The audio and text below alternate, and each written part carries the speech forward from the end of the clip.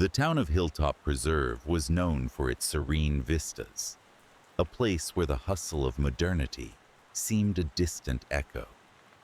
Rolling hills embraced by dense woods, their foliage a tapestry of greens and browns, enveloped the community in a comforting isolation.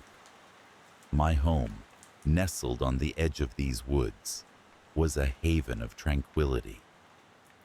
Days passed with the gentle rhythm of nature, a far cry from the chaos I'd left behind. Here, life was unhurried, each day a mirror of the last, offering a sense of continuity that I had craved. Each morning, I followed the well-trodden path from my home into the heart of the preserve. The path, lined with ancient oaks and whispering pines, was both familiar and endlessly enchanting. It was a place where time seemed to halt, where the natural world held sway over all else. I found solace in the predictability of my routine, the steadfastness of the trees, the persistent rustle of leaves underfoot. But the tranquility was interrupted one late autumn afternoon. The sun hung low in the sky, casting elongated shadows that danced eerily across the woodland floor. I noticed something peculiar, a rustling in the underbrush that didn't match the pattern of the wind. It was subtle at first, a gentle stirring that could easily be dismissed as a woodland creature going about its business. Yet, as I continued along the path, the noise persisted, growing in intensity. It was as if the forest had suddenly become aware of itself, every creak and crack amplified in the still air.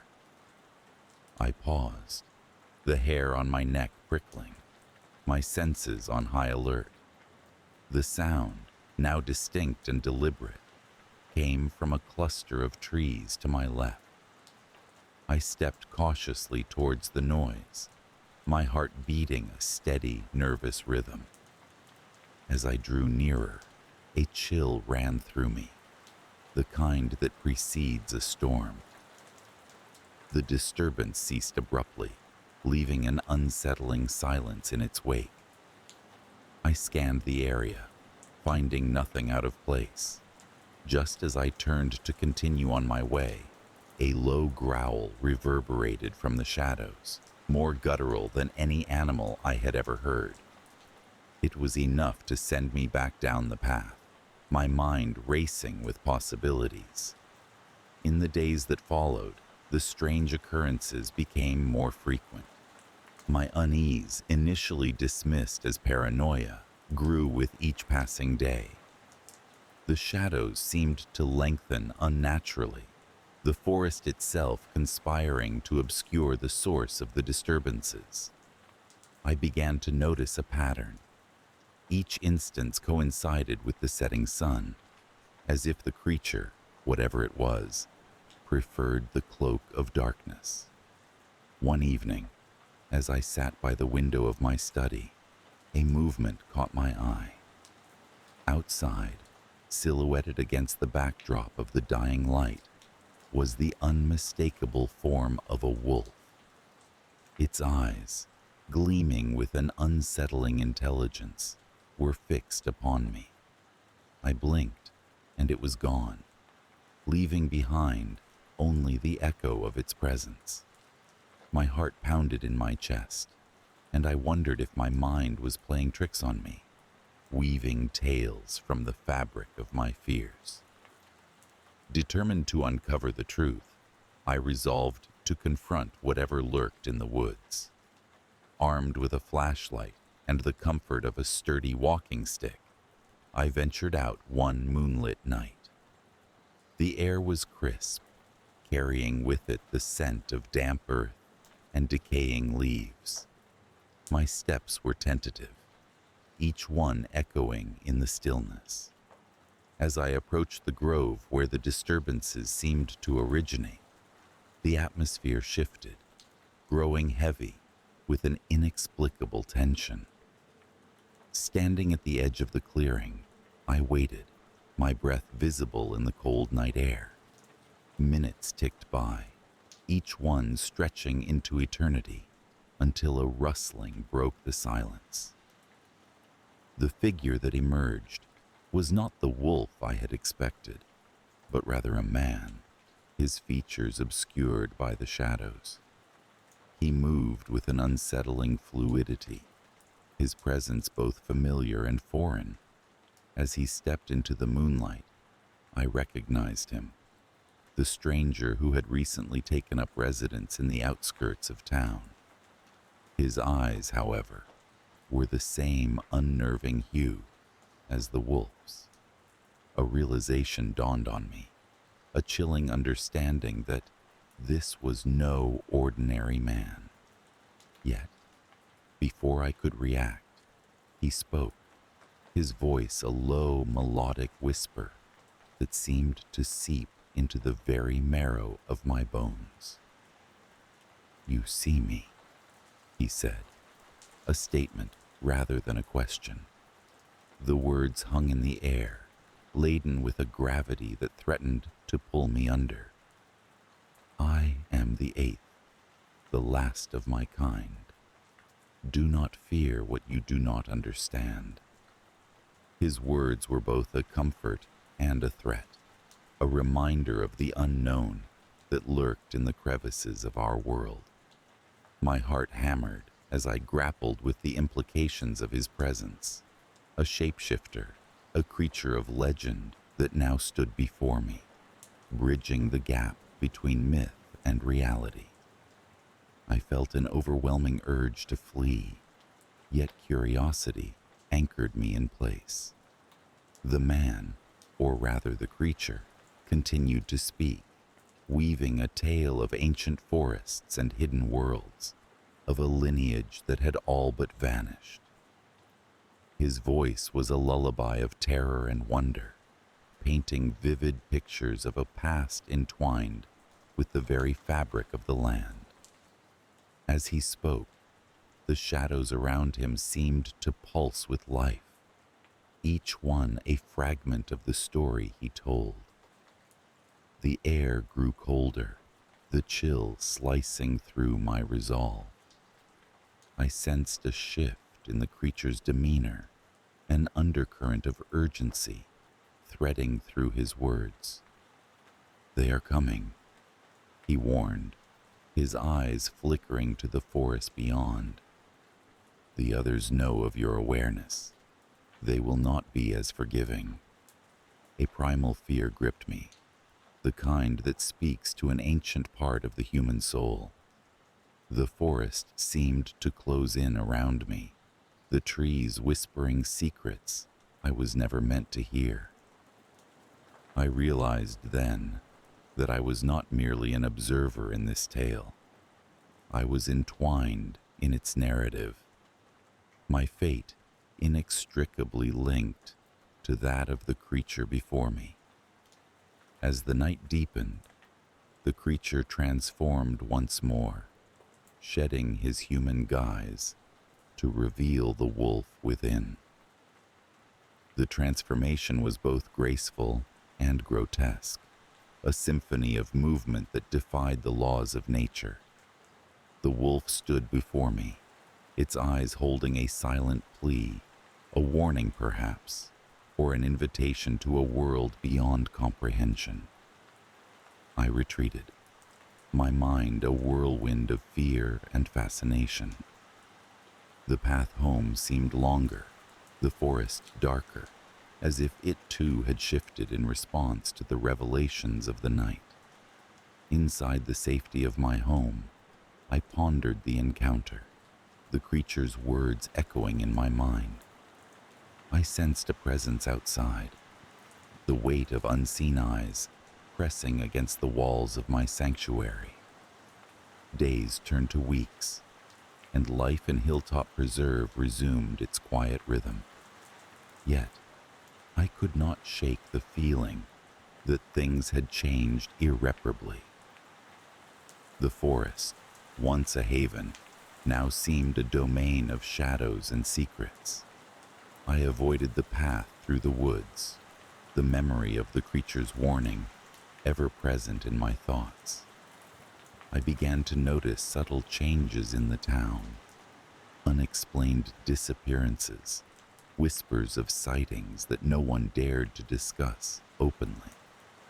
The townsfolk, too, seemed altered, their eyes reflecting a knowledge they refused to acknowledge. We were all ensnared in a web of silence, bound by an unspoken agreement to maintain the illusion of normalcy. But the fear lingered, a phantom that shadowed my every move. At night, the woods whispered tales of ancient predation, of creatures that walked unseen among us. The shadows danced with an unnatural vitality, and the wind carried with it the echo of distant howls. Each sound, each movement in the night, a reminder that the world was not as it seemed.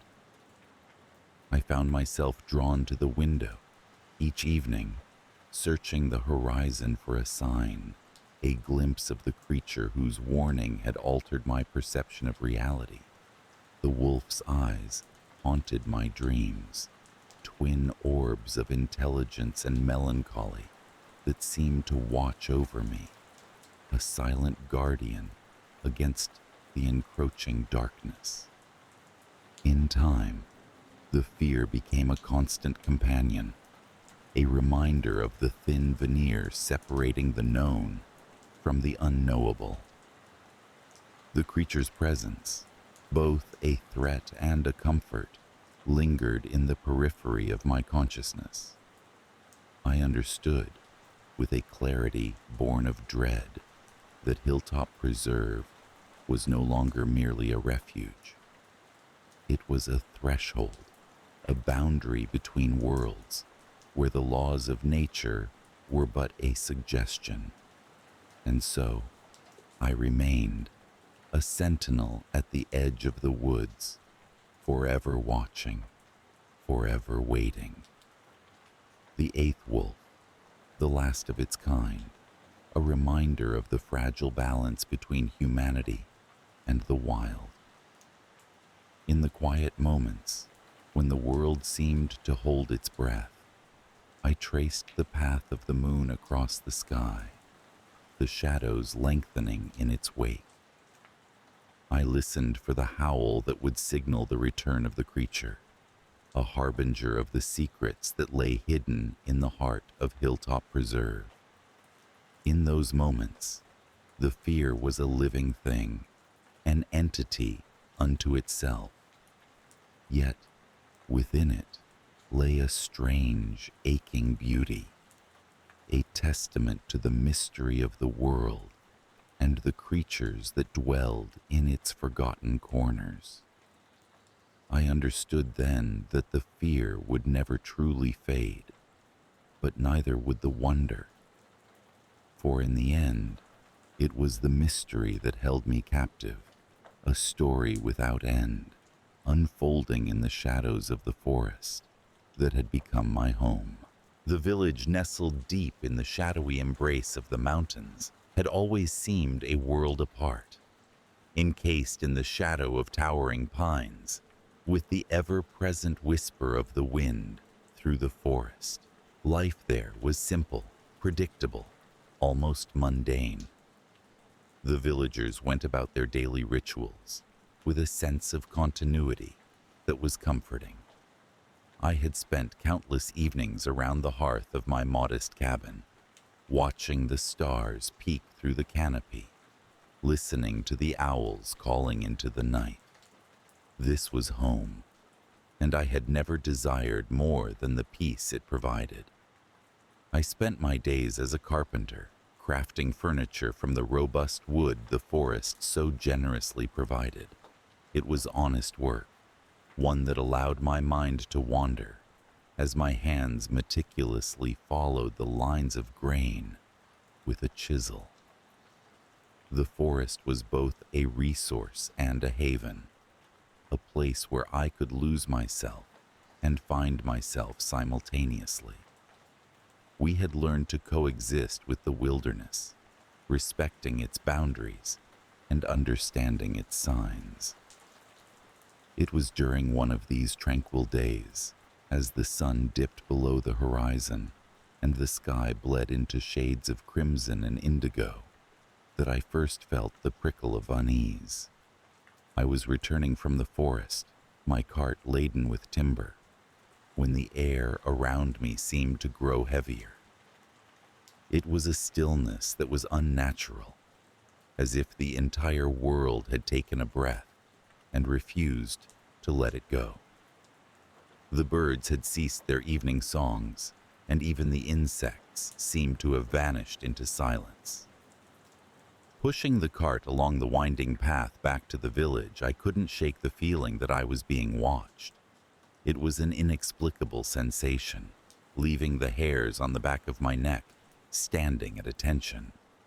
I paused, scanning the underbrush, but found only shadows and the rustle of leaves in the faint breeze. The rational part of my mind dismissed it. Perhaps a deer was curious, or a fox was lurking nearby. Yet the feeling lingered, trailing me like an unseen specter, until I reached the familiar sight of the village lights flickering to life. The next few days were uneventful, the regular rhythm of village life continuing undisturbed. Yet, the memory of that night clung to me, a small seed of doubt taking root in the back of my mind.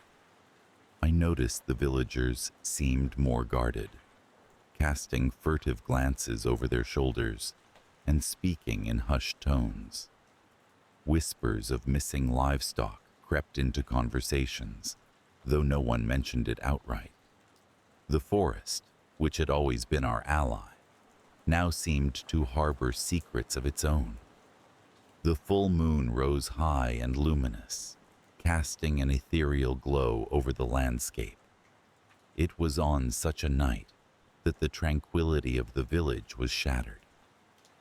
I was awoken from a deep sleep by the chilling sound of howling, raw, primal, echoing through the night.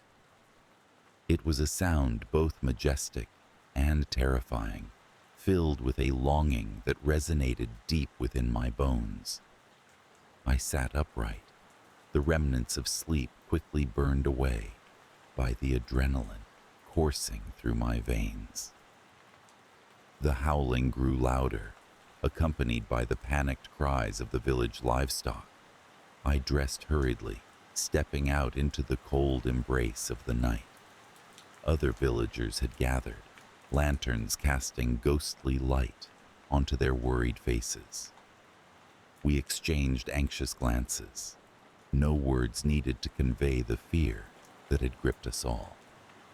The howling continued, weaving through the trees, closer now, like a hunting pack closing in on its prey. As we stood, frozen in uncertainty, the woods seemed to breathe, alive with unseen movement. It was then we saw it, a shadow, larger than any wolf, moving with a fluid grace that seemed almost human. It darted between the trees, a dark blur against the moonlit landscape. An eerie silence fell over the group, as if our collective breath had been stolen away. The figure paused at the edge of the village, its eyes gleaming with an unnatural intelligence, a silent promise of savagery. Panic spread like wildfire. The villagers scrambled to secure their homes, urging one another to safety. Yet, I found myself rooted to the spot, unable to look away from those eyes that seemed to see into my very soul. It was only when another villager pulled me back, dragging me inside, that I broke free from the spell. The door was barricaded, and we huddled in the dim light, listening as the night stretched on interminably. Dawn came reluctantly, the sky a gradual wash of gray. We emerged, tentative and weary, to find the village eerily untouched and the woods once again silent. The shadow of the night lingered, though, a palpable reminder of what had come to pass. We spoke little, each of us lost in our thoughts, the unspoken fear that this was only the beginning, gnawing at the edges of our minds. Days turned into a week, and yet there was no sign of the creature. The villagers were on edge, a constant tension hanging in the air. I found myself drawn more frequently to the forest, as if seeking answers in the place that had always been a refuge. Despite the fear it now instilled, there was a part of me that needed to understand, to make sense of what we had witnessed. One afternoon, while gathering firewood, I stumbled upon something that sent a chill coursing through me. There, in a small clearing, were the remains of an animal. It had been savagely torn apart, and yet there were no tracks, no signs of struggle, only the gruesome evidence of a predator far more dangerous than anything I had ever known. As I stood there, the forest seemed to draw closer, the trees pressing in around me with a suffocating presence.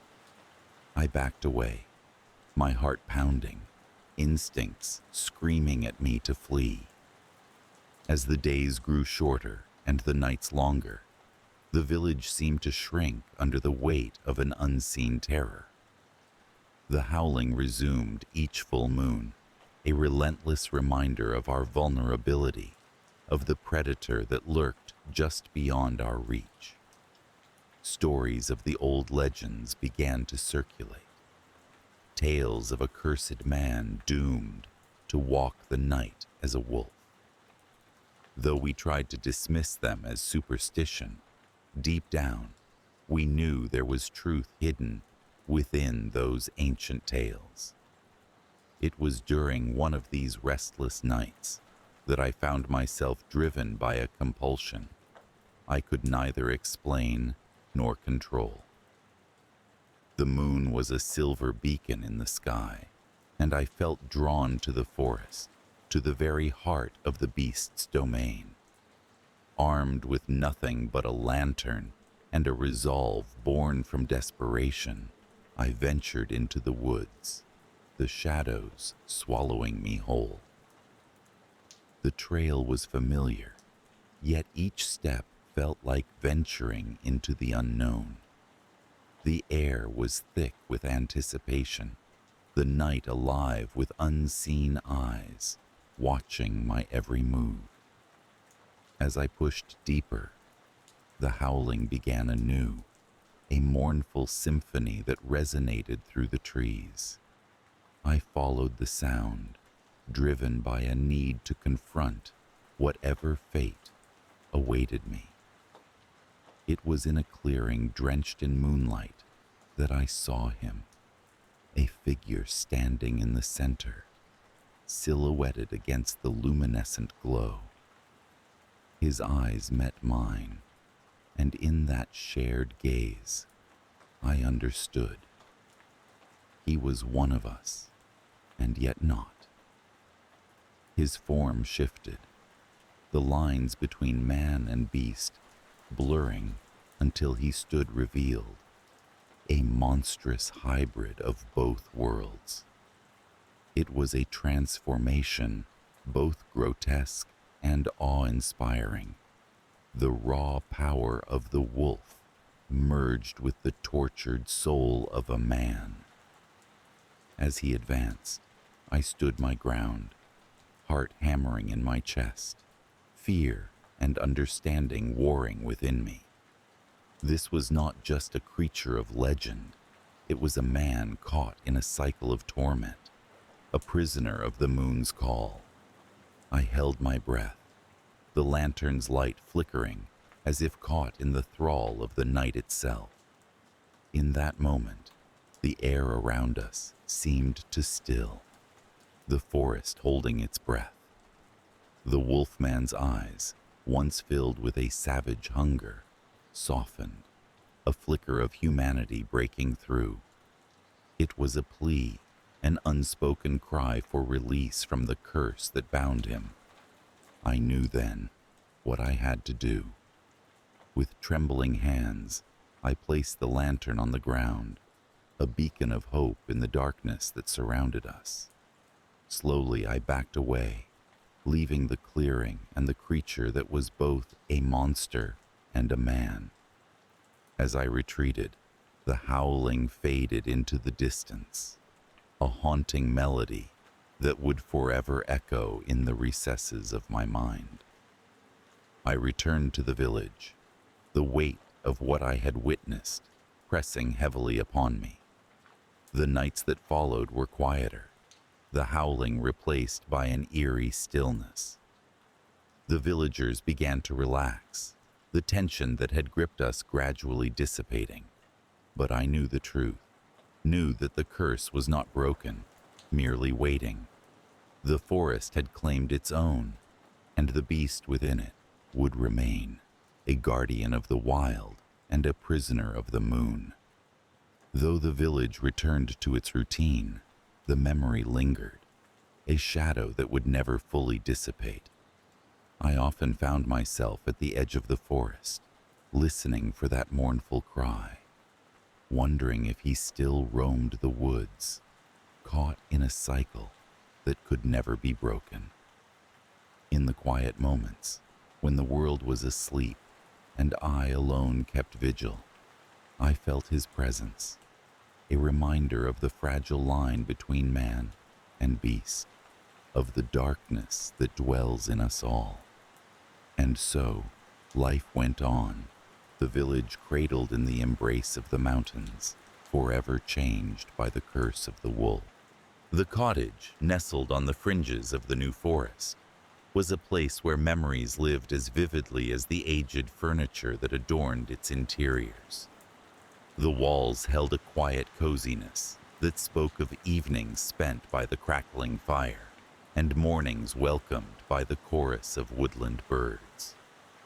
My granddad's cottage was a sanctuary of sorts, where the hum of nature replaced the din of modern life. I found solace in the familiarity of its rustic charm, particularly after the cacophony of city life. Growing up, visits to Granddad's cottage were woven into the fabric of my childhood.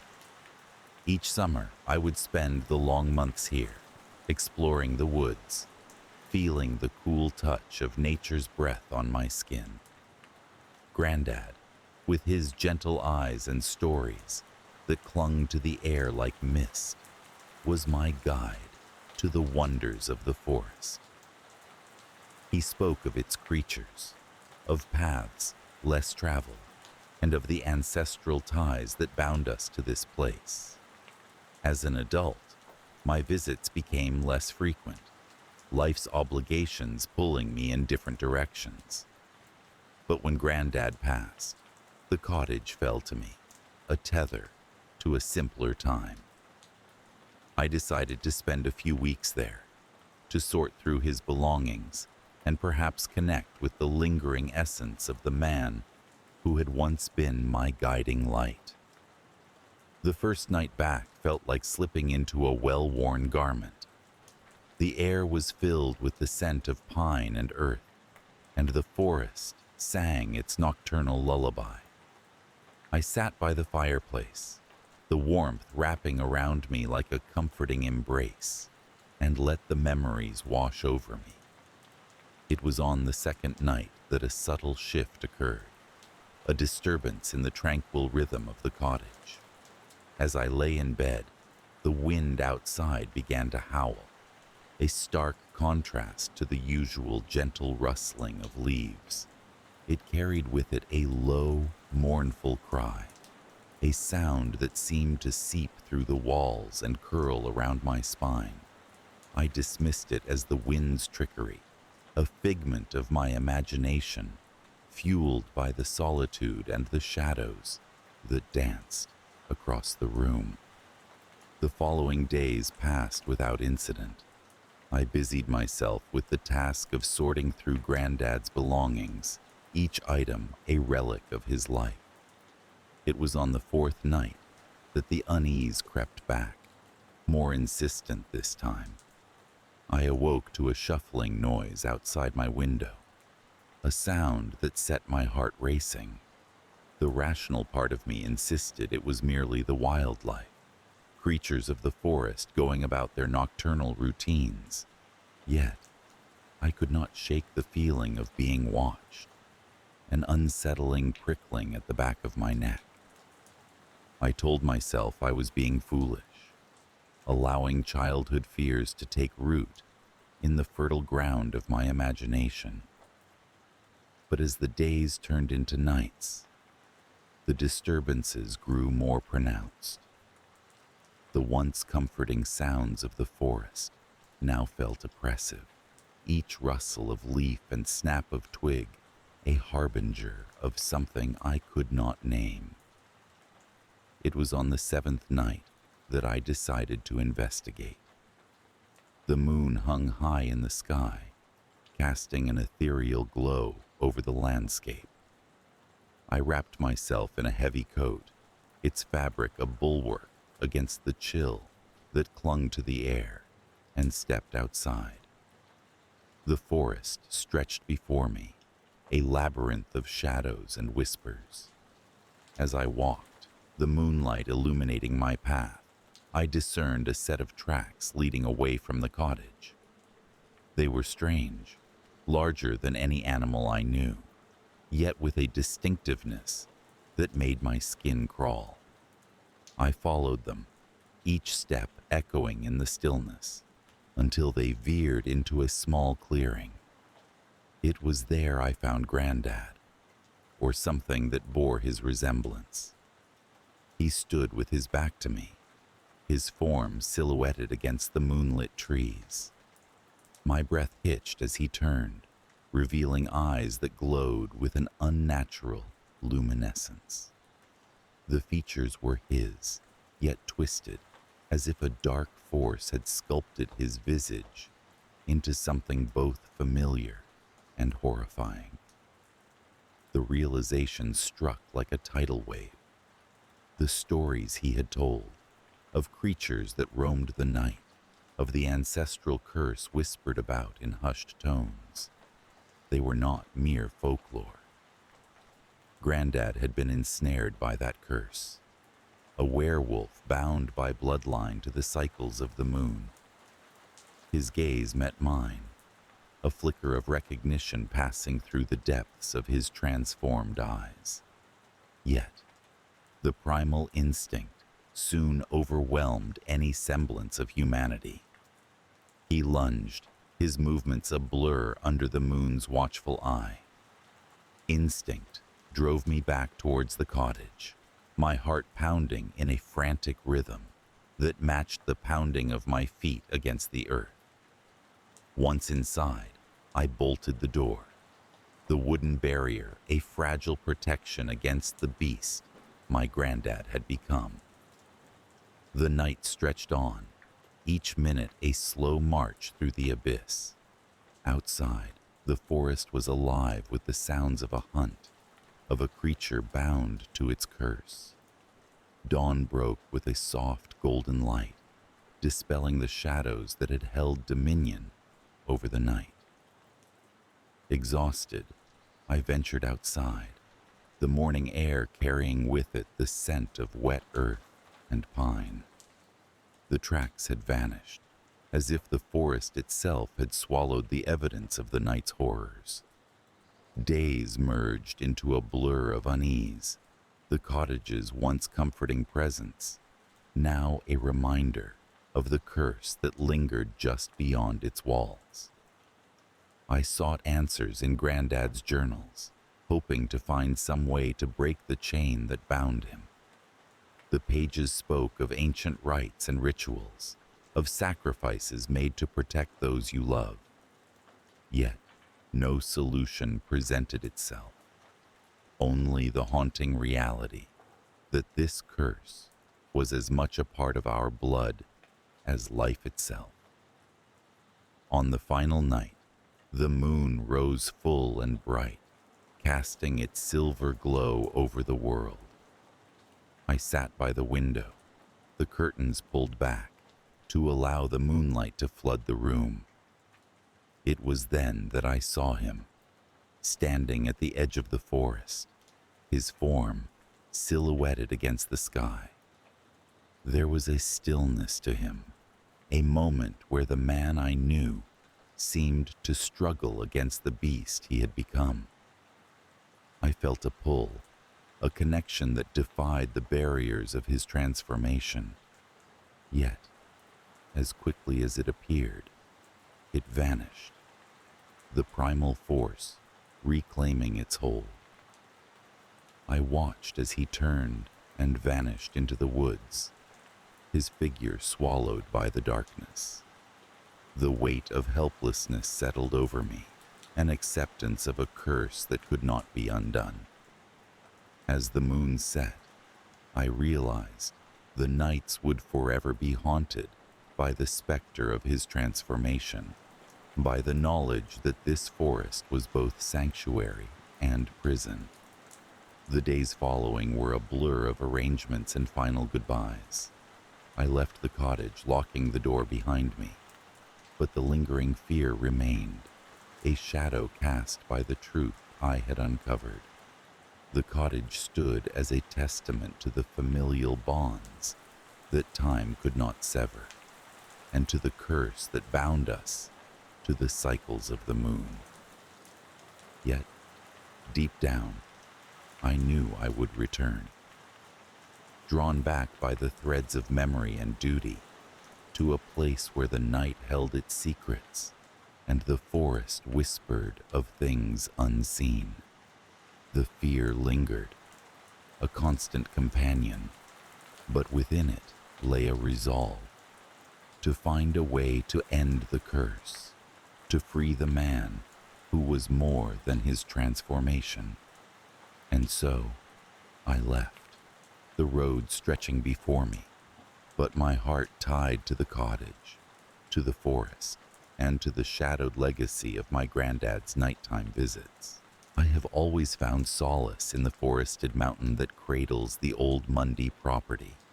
Its trees, ancient and wise, have stood watch over the generations of families that have come and gone, their roots tangled in stories of old.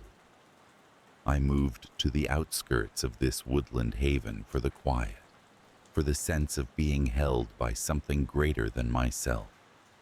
It was a place where the air was crisp and clean, where the whispers of the wind through the pines offered a kind of peace that modern life could never provide.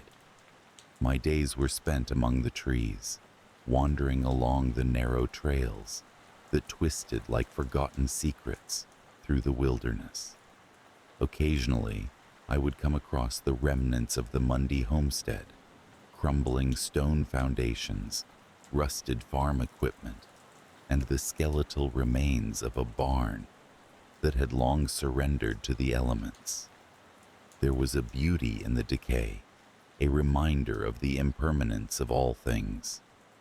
The forest, however, was unchanging, a constant in a world where everything else seemed perpetually in flux. The tranquility I cherished was disrupted one autumn afternoon as I ventured deeper into the woods. The path, overgrown and seldom traveled, led me to a clearing draped in an eerie stillness that felt out of place amidst the usual cacophony of life. At the center of the clearing stood a peculiar structure, a small cabin crafted from rough-hewn logs, its roof sagging under the weight of moss and time. I had never seen it before, and its sudden presence unnerved me. As I approached, the air grew thick with a nauseating scent that turned my stomach. It was a smell I could not place, something akin to burnt meat, with an underlying sweetness that clung to the back of my throat. The closer I got, the more I felt the oppressive weight of the place pressing down on me, urging me to turn back. But curiosity, that insistent whisper, compelled me forward. The cabin door was ajar, and through the gap, I glimpsed shadows that flickered and danced like ancient specters. I hesitated, hovering at the threshold, torn between the urge to flee and the need to uncover the mystery that lay within.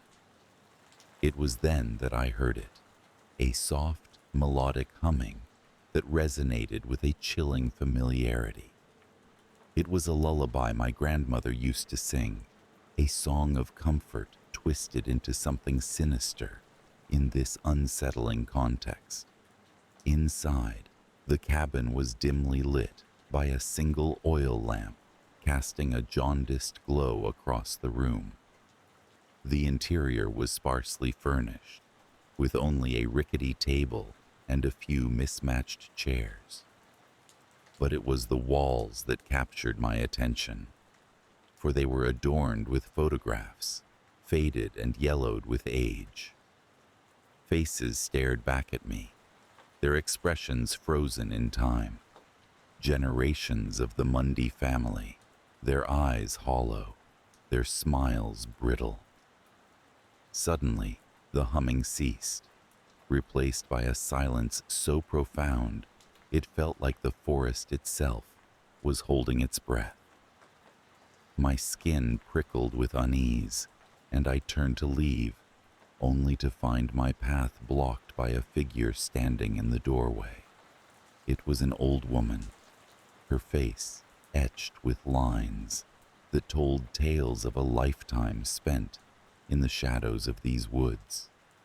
Her eyes, sharp and assessing, bored into mine, as if reaching into the depths of my soul. "You're not supposed to be here," she said, her voice a rasping echo of the wind through the trees. "I'm sorry," I stammered, taking a step back. "I didn't mean to intrude. I was just curious." "Curiosity can be dangerous," she replied, her gaze unwavering. "Especially in these parts. The Mundy kin don't take kindly to strangers." Her words sent a shiver down my spine, and I nodded mutely, eager to put distance between myself and this unsettling encounter. As I retreated, the woman watched me go, her presence as much a part of the forest as the trees themselves. I stumbled back along the path, my mind racing with questions and a growing sense of dread. In the days that followed, the forest seemed to change around me.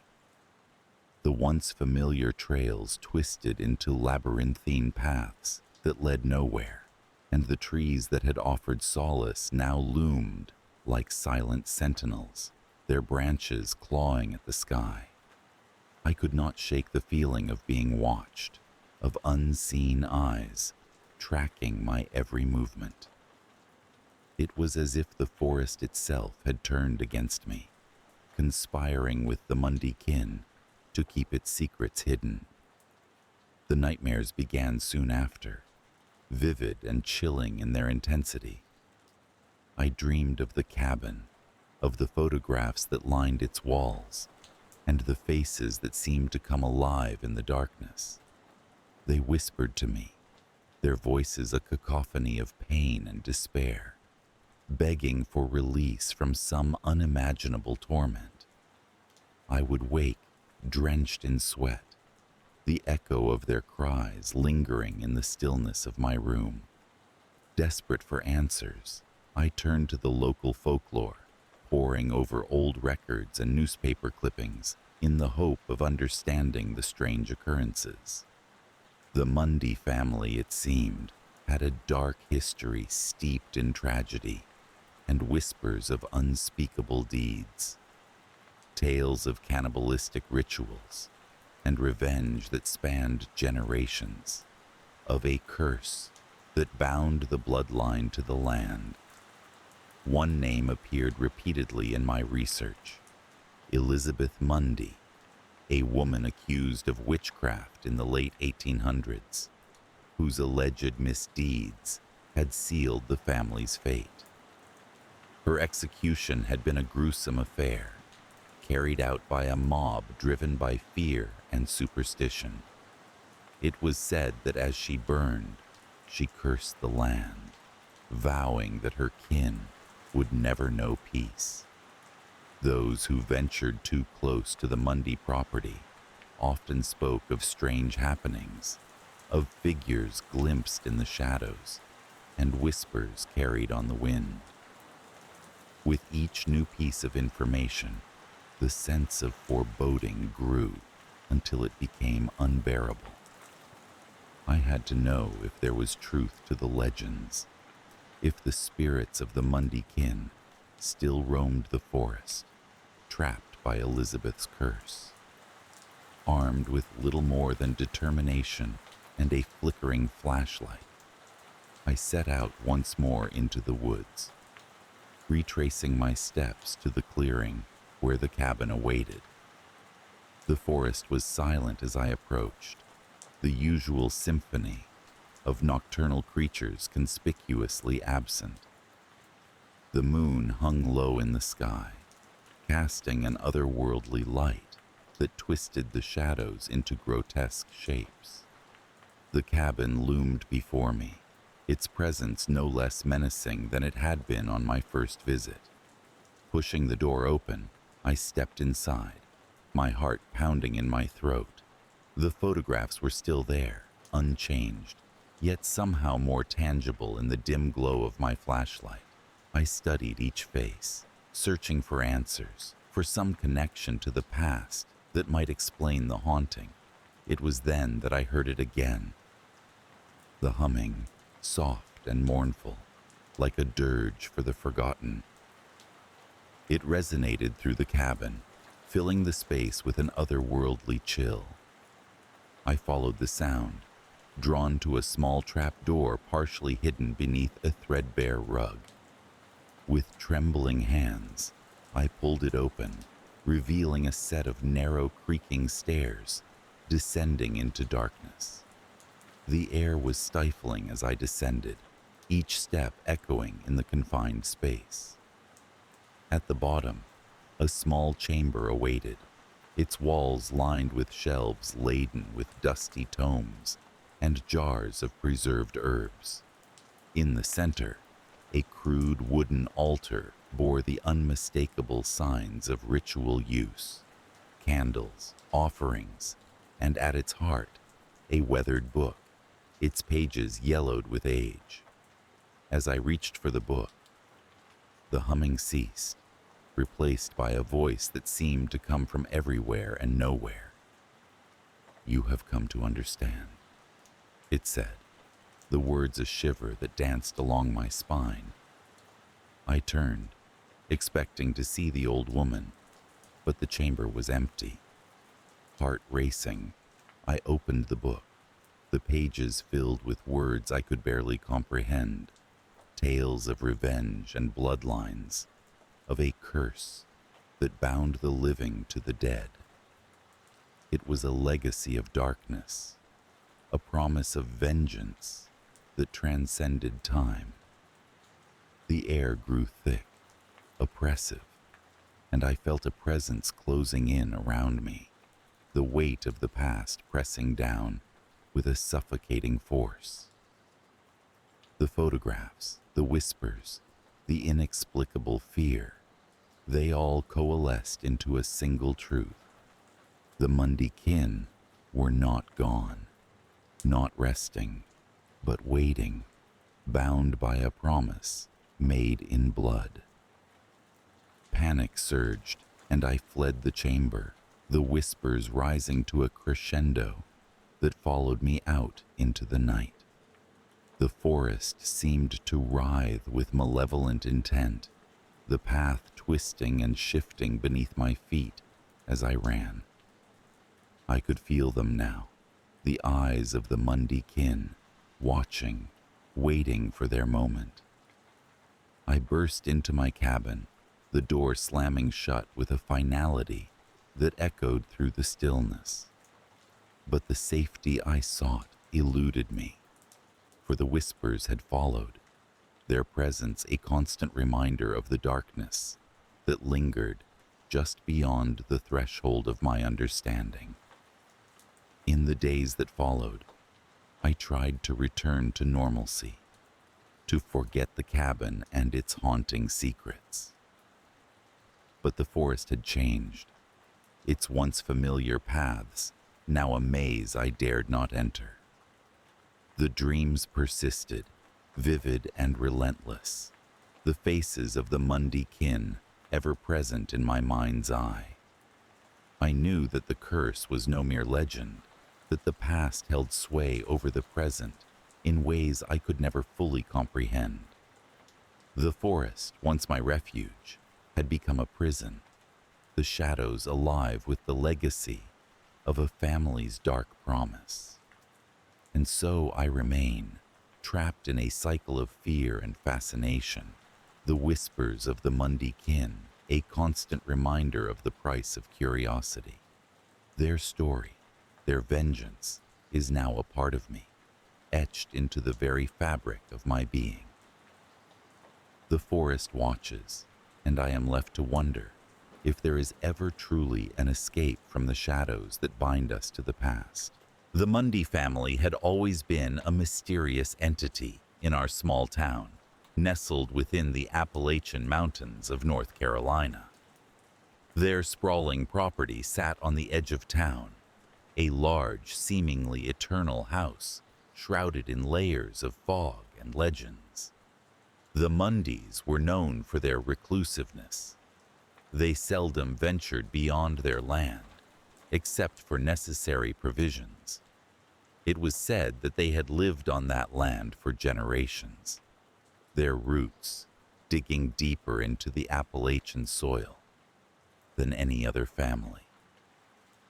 I was drawn to the Mundy estate, not out of curiosity or idle gossip, but because of my grandmother's stories. She had been a maid in the Mundy house when she was a young girl. Her tales of the place were woven into my childhood, intricate stories of the family's strange traditions and the odd occurrences she had witnessed. Now, years later, as an adult, those stories called to me once more, an echo of a past I had never seen but was intimately connected to. I had decided to write a book about the Mundy family, hoping to untangle some of the mysteries that had enshrouded them for so long. My research had led me to old town records, journals, and whispered accounts from those willing to speak. But every thread seemed to lead me back to the same conclusion. To truly understand the Mundys, I had to visit their land. The sky was overcast as I approached the estate, a blanket of gray that seemed to absorb the world's color. The path to the house was overgrown, nature reclaiming what had once been a driveway. The air grew thicker as I drew closer, each step heavy with the weight of expectation and an unshakable sense of trespassing into a realm not meant for outsiders. As I reached the house, I paused. It was a grand old structure, its architecture a testament to a time when the family's wealth was more than just whispers. The windows, though, were dark, like eyes that watched but did not reveal. I knocked on the door, my heart a drumbeat in the quiet. After a moment, it creaked open, and I was met by a woman. She was older, her eyes sharp and skin marked by both age and experience. She introduced herself as Lydia Mundy, the current matriarch. We spoke in the parlor, a room that felt suspended in time, filled with old furniture and the lingering scent of dust and age. Lydia was polite but guarded, answering my questions with the measured reserve of someone accustomed to outsiders, probing into their lives. Yet beneath her composed exterior, I sensed a thread of anxiety, as if she was aware of something lurking just beyond the veil of normalcy. It wasn't long before I experienced the first disturbance. As I left the Mundy estate that evening, the air took on an unnatural chill, and the trees whispered in a language only they understood. I felt eyes on me, a presence that could not be seen, but was undeniably felt. It was as if the land itself was alive, watching, waiting. Over the next few days, the unease grew. I delved deeper into the history of the family, uncovering stories that were both fascinating and chilling. There were tales of a pact struck by an ancestor with entities that dwelled in the mountains, creatures of shadow and secrets who whispered promises of prosperity in exchange for something. The details were always vague, clothed in allegory and fear. As I pieced together these stories, I could not shake the feeling that I was being drawn into something far beyond my understanding. Strange occurrences began to pepper my days. Shadows in my peripheral vision, whispers in the wind that carried my name. At night, I dreamt of the Mundy estate, of endless corridors and whispering walls that seemed to bleed with the weight of untold secrets. I returned to the estate often under the guise of research, but really, I was searching for answers. Lydia seemed to know more than she let on, her eyes often drifting over my shoulder as if expecting someone or something to join our conversation. I noticed her hesitance when I brought up the family's history, especially the tales of curses and deals made in the dark. The escalation came one evening as I sat in the estate's library, sifting through dust-covered books and journals. A storm had settled over the mountains, thunder reverberating like the growl of some ancient beast. As lightning flashed, illuminating the room in stark white, I saw for the briefest moment a figure in the reflection of the window. It was not Lydia, nor any of the few other Mundys who still lived there. It was a shadowy silhouette, watching from the darkness outside. When I turned to look, there was nothing. The night air was heavy with the scent of rain and something older, something that felt like fear. By then, I was too far in to pull back, the threads of the Mundy legacy wrapped tightly around me. I confronted Lydia, demanding to know the truth. She was silent for a long time, the clock ticking away the seconds in a room that seemed to hold its breath. Finally, she spoke of the family's burden, an ancient curse bound to their bloodline. It was said that the mountains themselves had eyes, and those eyes had chosen the Mundys long ago. A creature, a guardian of sorts, tied to the land, its presence both a blessing and a curse. The prosperity experienced by the Mundys came at a price, a cost that had grown heavier with each generation. The climax unfolded one fateful night when the veil between reality and the otherworldly lifted. I was in my small rented cabin near the estate, sleep eluding me as images from my research danced in my mind. The room was dark, except for the flickering light of a lone candle, its flame struggling against the shadows. Suddenly, the air shifted, a chill seeping deep into my bones. I saw them then, the creatures, shadows with form, moving through the darkness outside, slipping between the trees, their eyes like embers in the night.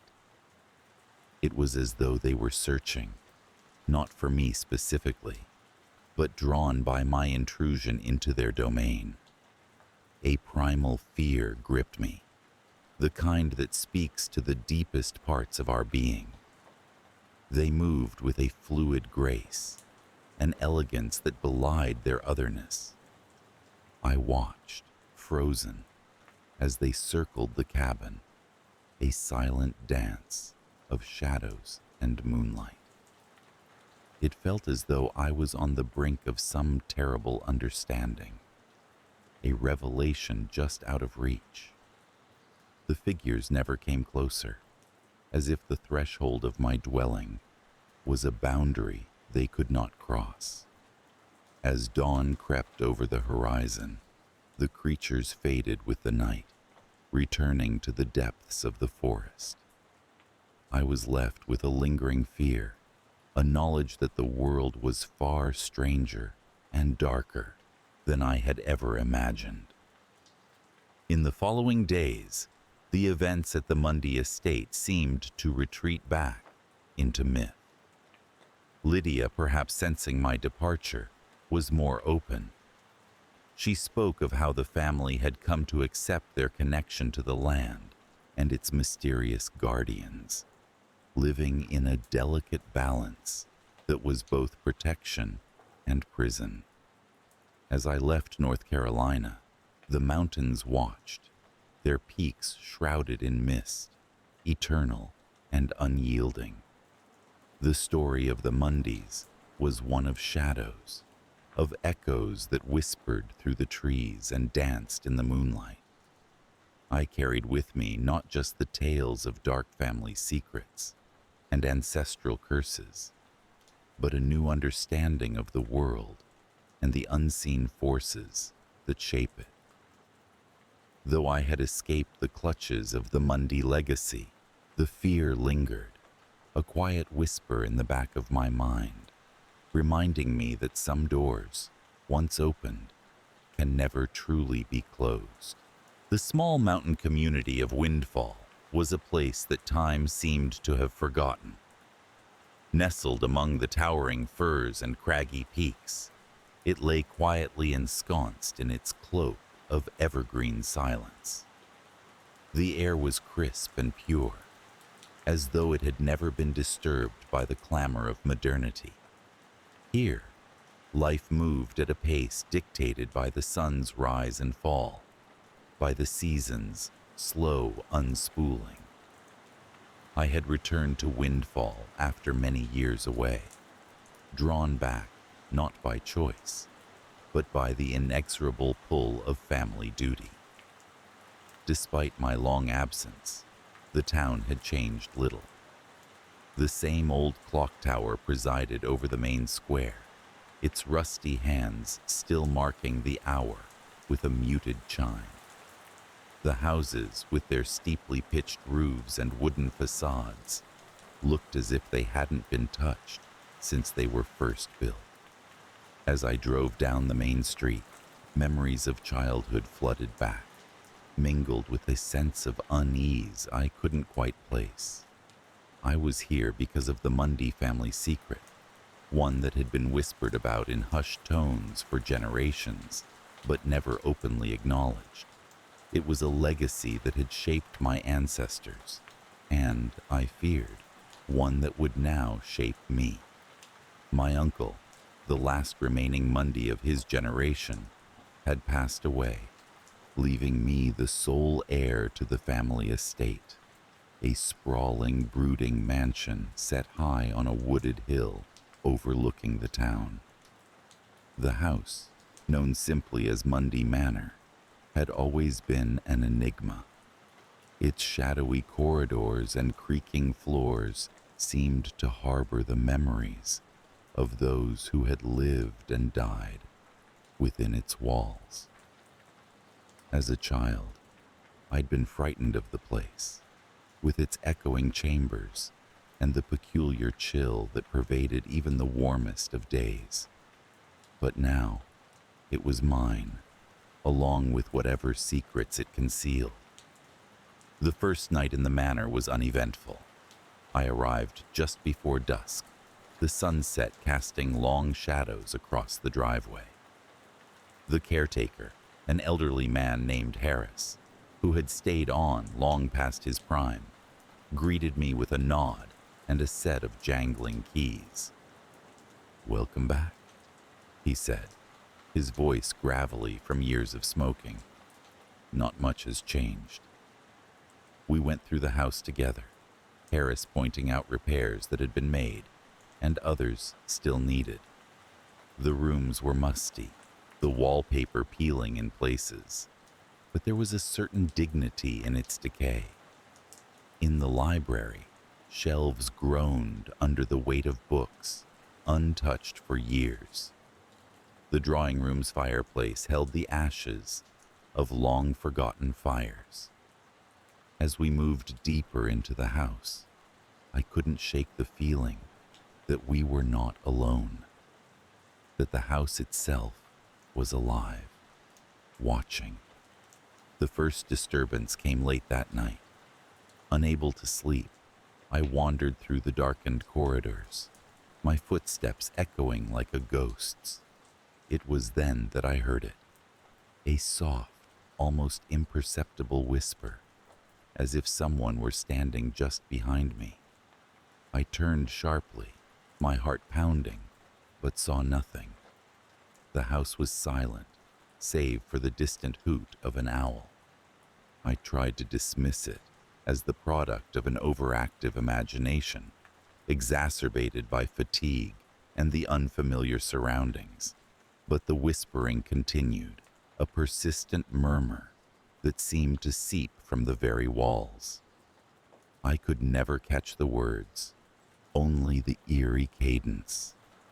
Eventually exhausted, I fell into a fitful sleep, the whispering fading into my dreams. Over the next few days, the disturbances escalated. I would catch fleeting glimpses of shadows flitting across hallways, reflections in mirrors that disappeared when I turned. Objects moved inexplicably. An old photograph of my uncle was found face down on the floor, though I was sure I had left it upright on the mantel. Doors creaked open of their own accord, and once, a window slammed shut with such force that the glass shattered. I began to sense a presence, something intangible yet deeply unsettling. It was as if the house were trying to communicate with me, though its messages were shrouded in mystery. Seeking answers, I delved into the family archives, a collection of papers and journals stored in the attic. There, I discovered a history more twisted and dark than I had ever imagined. The Mundys, it seemed, were bound by a legacy of secrets and misdeeds. The journals spoke of strange rituals conducted under the cover of night, of pacts made with forces beyond comprehension. There were accounts of unexplained deaths, each one bearing the hallmarks of a curse. The most chilling entry was penned by my great-grandfather, who wrote of hearing voices in the manor, urging him to continue the family tradition of dark practices. This revelation sent shivers down my spine. Was I, too, destined to be part of this cursed legacy? I spent hours poring over the records, hoping to find some way to break the cycle, some clue as to why these events were happening now. It was clear that the house was trying to tell me something, but the message remained maddeningly out of reach. The climax came one stormy night. The wind howled outside, rattling the windows and sending sheets of rain against the walls. I was in the library, surrounded by the scent of old leather and dust when a sudden crash shattered the quiet. The chandelier overhead swung violently, spilling shards of crystal to the floor. The whispering began anew, this time louder, more insistent. It was no longer just a sound, but a palpable force pressing in on me from all sides. In a moment of clarity, I understood. The house was not trying to harm me, but to reveal the truth. Racing up to the attic, I rifled through the archives until I found it. A letter from my uncle, written but never sent, addressed to me. In it, he confessed to the family's dark history and his own role in perpetuating it. But more importantly, he expressed his deep regret and urged me to end the cycle, to find peace for the spirits trapped within the manor. Armed with this knowledge, I returned to the library and set about performing an impromptu cleansing ritual, one I cobbled together from the scraps of information I'd gathered. As I spoke words of release, the house seemed to shudder, the very air vibrating with an energy I could not comprehend. The whispering rose to a crescendo, then abruptly ceased, leaving behind a profound silence. The storm passed, and with it, the oppressive presence that had haunted the manor. Light filtered through the broken windows, casting beams across the floor like golden ladders. For the first time, I felt a sense of calm, as if the house had finally exhaled after holding its breath for far too long. Yet, even as I left Windfall behind, the experience lingered. The manor had changed me, its secrets woven into the fabric of my being. I carried with me the knowledge of my family's past, its shadows etched into my memory. Though I had broken the curse, the legacy of the Mundys would never truly fade. It was a part of me now, an inheritance not easily forgotten. Back in the city, I often find myself thinking of the manor, of the whispering voices and the stormy night that brought resolution. Sometimes, in the quiet moments before sleep, I imagine I can still hear the echoes of that night, a faint murmur just beyond the edge of hearing. It serves as a reminder that some secrets are never truly laid to rest, and that the past, no matter how deeply buried, has a way of reaching out into the present, like an old ghost seeking solace.